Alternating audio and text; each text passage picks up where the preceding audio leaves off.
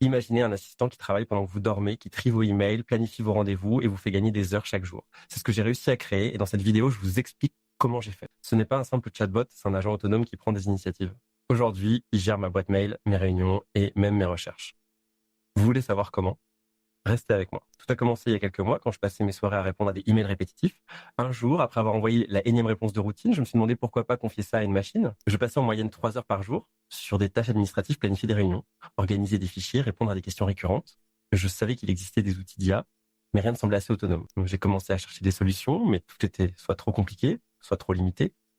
Les chatbots classiques pouvaient répondre, mais ne faisaient rien de plus. J'ai donc décidé de créer mon propre agent avec mes propres règles. Le premier déclic a été de comprendre que je ne devais pas tout coder de zéro.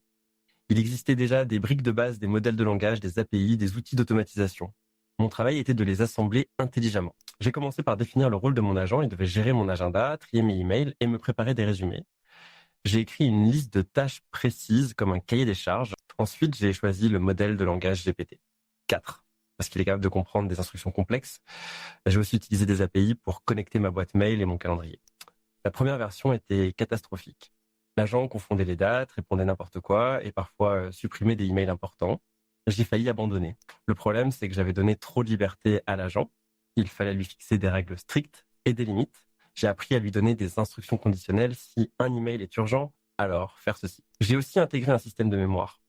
L'agent se souvenait de mes préférences et de mes habitudes. Par exemple, il savait que je préférais les réunions le matin et que je ne voulais pas de rendez-vous le vendredi. Il y a eu un moment magique un jour. L'agent a automatiquement reporté une réunion pour moi car il avait détecté un conflit dans mon agenda.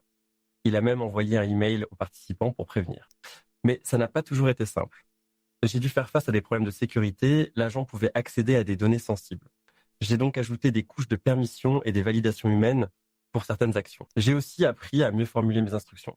Au lieu de dire « gère mes emails », je disais « classe les emails par priorité, propose des réponses pour les plus urgents et ignore les spams ». Après des semaines d'itération, j'ai enfin obtenu une version stable qui gérait un flux complet, de l'email à la planification de rendez-vous.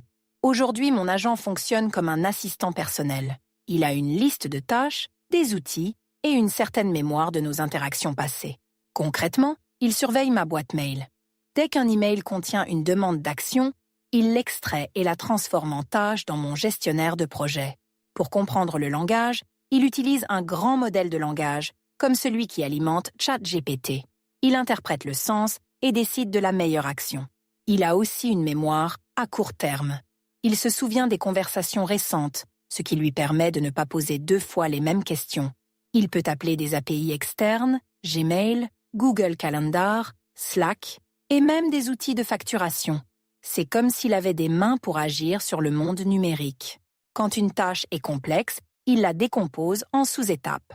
Par exemple, pour préparer une réunion, il réserve une salle, envoie les invitations et crée l'ordre du jour. Et surtout, il n'hésite pas à me demander si un doute subsiste. Ça évite les malentendus et les actions irréversibles. Prenons un exemple concret. Un client me demande un devis. Mon agent détecte la demande, récupère les informations, crée le devis et l'envoie pour validation avant de le transmettre. Aujourd'hui, mon agent me fait gagner environ 10 heures par semaine.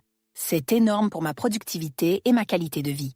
Il génère automatiquement mes factures, résume mes rapports et trie mes notifications. Je n'ai plus à m'en occuper. Côté coût, les API me reviennent à environ 30 € par mois. Mais le temps gagné vaut largement cet investissement. Et je peux déléguer plus de tâches au fil du temps. La qualité est aussi meilleure, moins d'erreurs de saisie, des réponses plus rapides et un suivi plus rigoureux. Mes clients sont plus satisfaits. Je compte maintenant étendre ces capacités, intégrer la gestion des réseaux sociaux et l'analyse de données. Les possibilités sont infinies. Si vous voulez vous lancer, commencez petit. Choisissez une tâche précise et répétitive et concentrez-vous dessus. Ne cherchez pas à tout automatiser d'un coup. N'ayez pas peur du code. Utilisez l'IA elle-même pour vous aider à écrire vos scripts. C'est comme avoir un mentor disponible 24h/24. Et surtout, abonnez-vous. Je partage régulièrement mes expériences avec l'IA et l'automatisation. Vous ne voudrez pas manquer la suite.